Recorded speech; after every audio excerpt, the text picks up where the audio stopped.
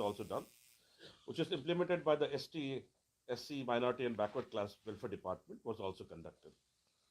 We wanted to check the adequacy and effectiveness of the inbuilt controls, ensuring the reliability and integrity of the data gathered through the application.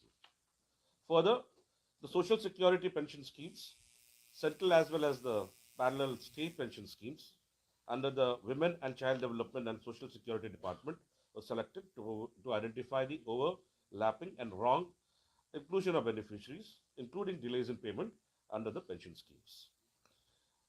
The performance audit report aimed to identify the areas that required correction and improvement in the selected schemes.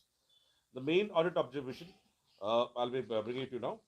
Like for the scholarship scheme for ST, SC, and BC, audit concluded that implementation of the scheme in the state was deficient. Why? Like we noticed that the electronic database of the eligible students had not been prepared by the test checked DWOs, that is the district welfare officers, for monitoring progress of the students and their holistic coverage. We also noticed the instances of disbursement of scholarship of 5.220 lakh to 81 ghost of fake beneficiaries of 21 institutions in 5 districts. We also noticed reimbursement of scholarship to 365 ineligible students, excess reimbursement of scholarship, payment of scholarship to pass out students, disbursement of scholarship for multiple schemes. We also noticed owing to the non-compliance to the norms of scheme guideline and deficiency in the eKalyan system management software. The impact evaluation of the scheme had not been carried out to assess the effectiveness of the scheme in achieving its objective. So far, the scholarship for minorities concerned, we noticed and concluded that the implementation of the minority schemes have been very dismal in the state. We noticed instances of disbursement of scholarship to fictitious or the ghost beneficiaries in 60% of the test check institutions. We noticed fraudulent disbursement of scholarship of 1.17 crore made from even those institutes which had neither registered themselves on the National Scholarship Portal nor obtained user credentials for logging on to the portal. Thus, user credentials were misused for approval of the scholarship to fake persons with the direct and indirect involvement of the application verifying authorities. A district level government committee framed for verifying minority scholarship fraud reported in Dhanbad district confirmed the role of application verifying authorities in the fraudulent approval of applications in its investigation report. Since the stakeholders had failed to perform their duties properly, as defined under the standard operating procedures, involvement of the ineligible and fake persons in minority scholarship could not be prevented by the government. Instances of irregular disbursement of scholarship of 43.77 lakh to 663 beneficiaries without verifying the documents related to eligibility criteria were also noticed. No evaluation studies of regular intervals were carried out. So far, the Social Security pension schemes are concerned, we noticed that the database of the eligible beneficiaries for the universal coverage was not maintained in the district or the state level. Resultantly, the department remained unaware of the absolute number of eligible beneficiaries. Social Security pensions were not approved within the prescribed timeline, as they were delayed of approval up to 864 days in 39% of the test check applications. Delay in disbursal of pensions among beneficiaries were likely to have caused hardship to the applicants and impeded the pace of inclusion of new beneficiaries. The goal of Social Security pension schemes to provide income support to beneficiaries for monthly sustenance remained underachieved due to non-disbursal of pensions on a monthly basis, as disbursement of pensions were delayed for about more than 1 to 4 months. Social audit of the scheme was also not conducted during the period, which led to non-evaluation of the implementation of the scheme. Now coming to the IT part of the eKalyan portal. The eKalyan application had gone live in January 2015 in the state. However, the features of the applications, as envisaged at the time of project initiation, had not been delivered as on June 22. That was our last period. The application was not integrated with Aadhaar e-KYC and also not linked with the treasury or the banks. Migration of the application to a national e-scholarship portal has not been completed as on June 22. Institutional level users were not provided adequate training for verification of the application on the e-Kalyan portal as stipulated in the guideline, and predefined format of password, masking of password, and periodic change of login password were totally found absent, which indicates the weak password policy being used by the department. Due to lack of input and validation control in the application, irregularities like non-capturing of student details, same Aadhaar number being used by different applicants, parent occupation, and total fee paid by the applicants not being synced with the actual family income were noticed in the eKalyan database. Further, due to incomplete mapping of the business rule in the application, cases of excess payment of scholarship and payment of scholarship to ineligible beneficiary were noticed. Finally, the project management unit had been non-functional since November 2017, due to which the monitoring of eKalyan remained ineffective. These are the very brief observations, and we recommend that in reference to the scholarship scheme, an exercise to keep an electronic database of all the eligible beneficiaries in the state for universal coverage and realistic budget preparation should be carried out. We also recommend that the monitoring and control mechanism for verification of the eligibility of the applications as well as the payments requires strengthening to make the implementation of the scheme effective by checking, preventing irregularities and deviation.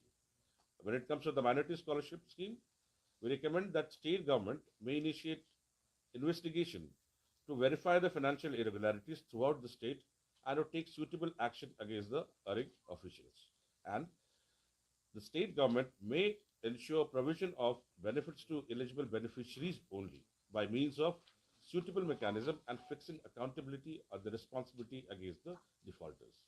When it comes to the Social Security pension scheme, we recommend that state government may ensure timely disbursement of pensions to the beneficiaries.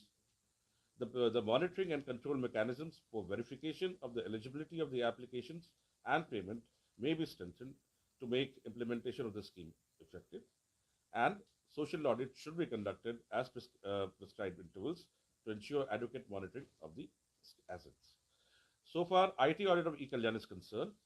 The emphasized features may be incorporated in the application.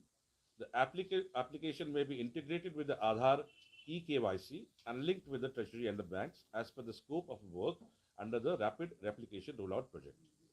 Migration of the application to the National Social Portal should be done as per the Government of India instruction.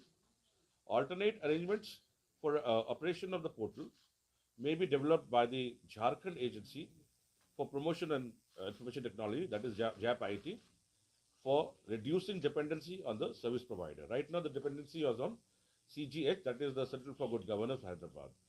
Stakeholders of the applications may be provided adequate training for optimal use of the application. So these are my brief press brief. The house is now open for questions. My only submission is I have to catch up a flight in an hour, so I'll be not in much time. But the report is very simple and quite interesting. Please go through it. Most of the questions, the answer to your questions, I think you'll find it in the report. So, please.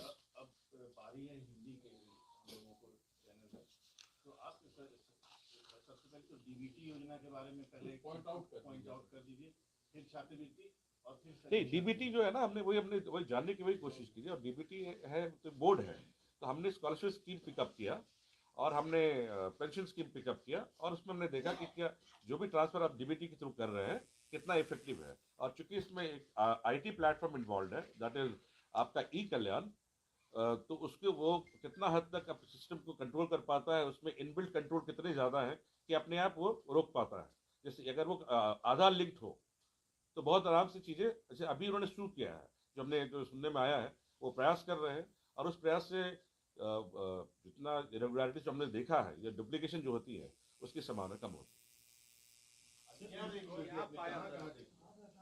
ये 5 हमारे जिले जो हमने sample में लिया था उन districts में 6 डिस्ट्रिक्ट एक्चुअली ये एक डिमांड ड्रिवन ऑडिट भी था।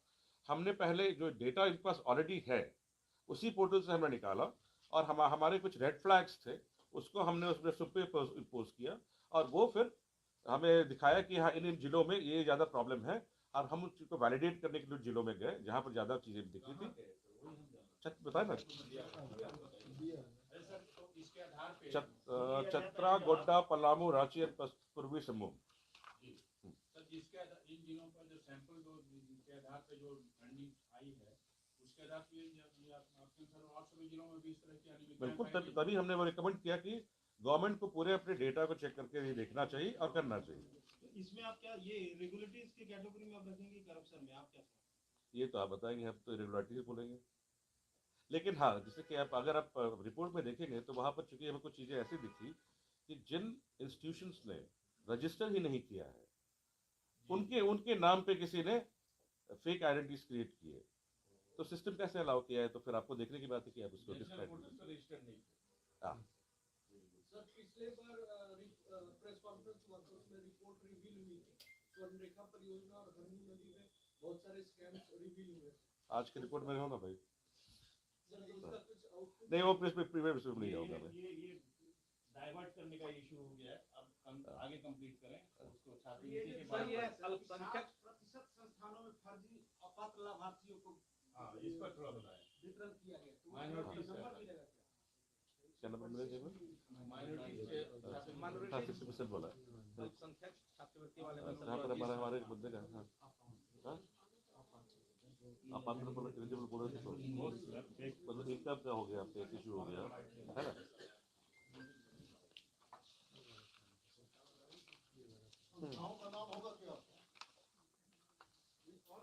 हाँ हमने वो बताया मेरे जैसे अब तो इलेक्शन होगा, उसमें नंबर क्या है और वो 60% थोड़ा सा आप रिपोर्ट पढ़ लीजिए ना। हाँ please please please, I will take 2 questions. हाँ हाँ, ये डीबीटी के सहयोग से झारखंड से ही शुरू किया गया था नगरी ब्लॉक से, और अभी के भी योजनाओं में डीबीटी कैश ट्रांसफर बैंक जो है अलग अलग योजनाओं के लिए किया जा रहा है। तो ये जो ऑडिट आपने डीबीटी के माध्यम से जो अनियमितता है उसको पकड़ा, तो आने वाली योजनाओं के लिए क्या सजेस्ट कर रहे हैं जब गवर्नमेंट को कि ये डीबीटी तो रेगुलर कंटिन्यू रहे? I'll again stick to the DBT of the 2 departments I have gone for. जिसके बारे में नहीं देखा है उसके बारे में नहीं बात कर पाऊंगा। ये डीबीटी ऑलरेडी कंटिन्यू रहेगी, तो इसलिए मैं डीबीटी पे ही कर रहा।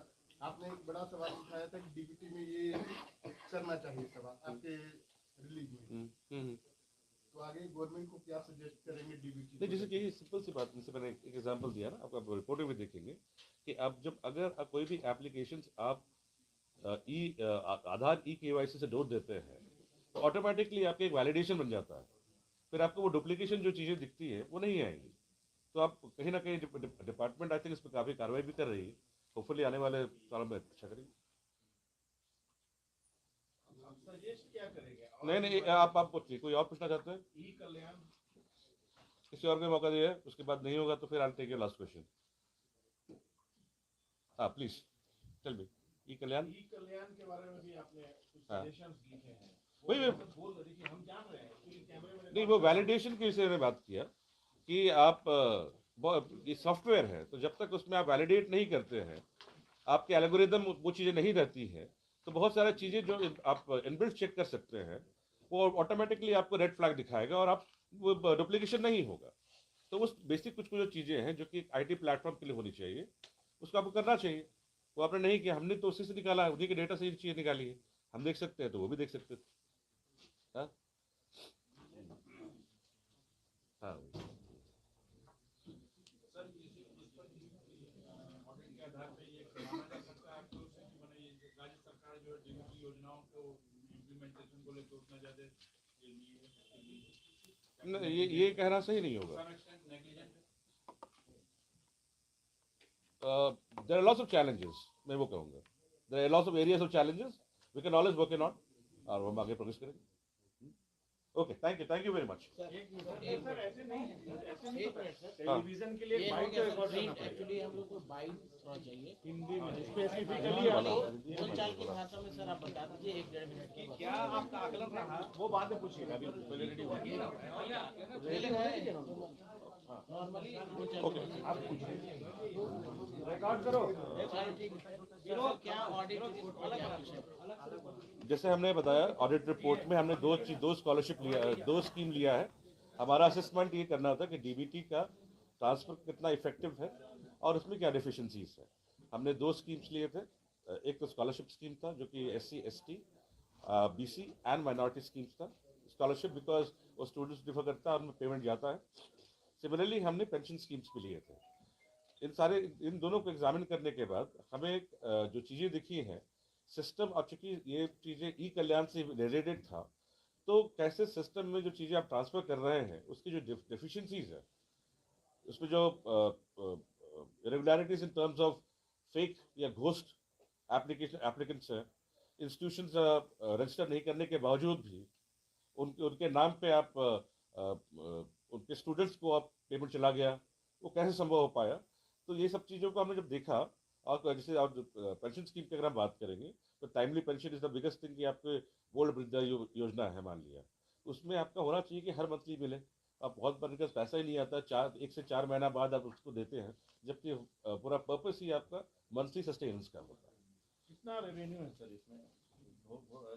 रेगुलेटरी में आता है, वैल्यू क्या है, मतलब कितने पैसे तो तुम्हारी वाली के बाहर में तो टोटल वो अलग अलग कुछ लमसम अमाउंट इसमें करोड़ डाले हैं सर। करोड़ में तो ही जाएगा डेफिनेटली। आप देखोगे तो पता जिक्र कर दिया जाता है। सर आप बोल दीजिएगा तो अलग होगा। 9.99 करोड़ डाले हैं छात्रवृत्ति में। वो तो जब ये था छात्रवृत्ति में 1. वो तो धनबाद वाला है ना। इंडिविजुअल दिया हुआ है छात्रवृत्ति वाला, तो ये सबका अलग अलग कहानी है। सबका अलग अलग है। अब जैसे कि हमने ये देखा कि आपका एलिजिबिलिटी क्राइटेरिया मान लीजिए कि इनकम एक एलिजिबिलिटी क्राइटेरिया, और कहीं क्राइटेरिया है कि आपको 45% मार्क्स लाएंगे, परसेंट लाएंगे तभी आपको स्कॉलरशिप मिलनी चाहिए। आप वो स्कॉलरशिप सेम ईयर में 2 बार नहीं मिलनी चाहिए, क्योंकि आप पास ही नहीं हुए तो कहाँ क्यों मिल जाते हैं। कुछ लोग पास आउट हो चुके हैं, क्यों मिल गया उनको। जैसे एक बहुत इंटरेस्टिंग चीज़ मिली कि आपका 16 mail persons were irregularly paid widow pension. We also noticed that 84 beneficiaries were paid 8.5 lakhs as old age pension even after death. Hindi में बता दें सर। इसका हिंदी में है आपके पास? हिंदी में नहीं है। चलिए मैं कोशिश करूंगा नेक्स्ट टाइम बिल्कुल हिंदी में ही आपको बताऊंगा, है ना। वो ज्यादा मेरे ख्याल से वो रहता है। बता दीजिए जो बता पाए। मैं तो बता दें ये विदाउट पेंशन वाला, ये सर मरने के बाद जो मिल गया वो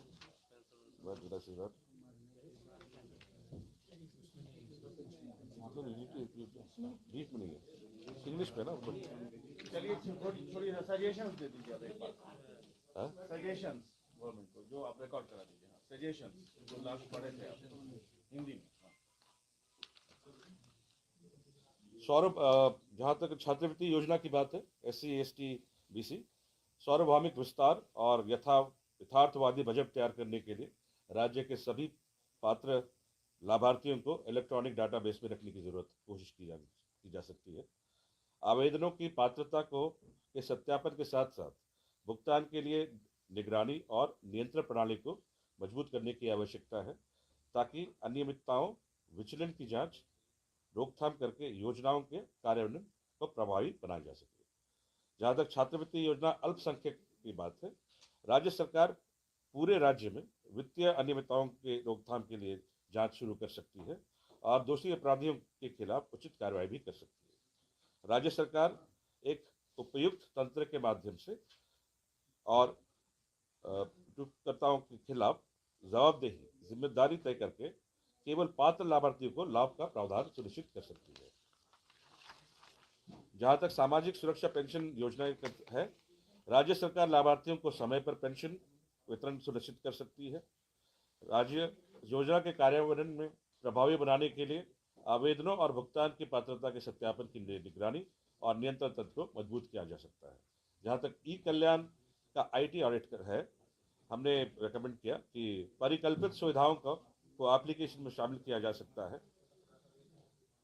रैपिड रेप्लिकेशन रोलआउट प्रोजेक्ट के तहत कार्य के दायरे के अनुसार एप्लीकेशन को आधार eKYC के साथ एकीकृत किया जा सकता है और ट्रेजरी बैंकों के साथ जोड़ा जा सकता है। फिर एक वही क्वेश्चन है, सॉरी मैं बार बार इंटर कर रहा हूँ, ये रेगुलेटरी है या फिर सिस्टम की कमी की वजह से ऐसा हुआ? ये दोनों है, दोनों। दोनों। Thank you. धन्यवाद, थैंक यू।